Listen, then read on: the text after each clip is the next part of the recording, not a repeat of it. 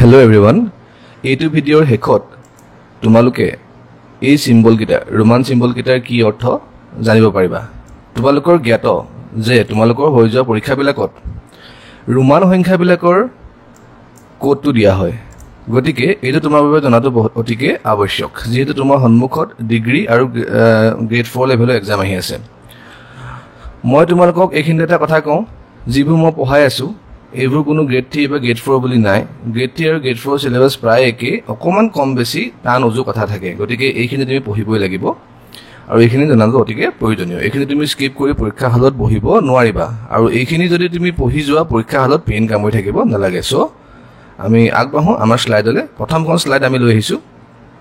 10 to x সকলোৱে জানাই, বুজিছেনে? 10 to x 20ৰ লগত আৰু এটা x লাগিব, double x, 20 double x, 30 triple x। কিন্তু 40ৰ পৰা খেলটো অলপ বেলেগ হ'ব। 40ত l লাগি যাব, xl, xl মানে 40, 50 মানে সিঙ্গল l, বুজিছেনে? সাপোজ কৰা পৰীক্ষা তোমাৰ l বুলি আহি গ'ল, l টো কোনটো সংখ্যা বুলি তুমি কনফিউজ হ'বা না, তুমি দেখাই নাই এইটো। গতিকে এইবোৰ তুমি ইগনোৰ কৰিব নোৱাৰা, গম পাইছা? 60 টো হ'ব lx, lx 60, 70 হ'ব l double x, l double x 70, l triple x 80, 90 হ'ব xc আৰু 100 টো হ'ব c। মই ফটাফট ৰিভিউ এবাৰ গাই দিছো, মতে মনত থাকিব। 10 to x, 20 double x, 30 triple x, ঠিকে আছে এইখিনিলৈকে। 40 পৰা xl, l আহি যাব, 40 পৰা l আহি যায়, দেখিছানে? 40 xl, 50 l, 60 lx, দেখিছানে? 40 উল্টা 60, দেখিছানে? 40 xl, 60 lx, okay. 70 l double x, 80 l triple x, 90 xc আৰু 100 c, ঠিক আছে?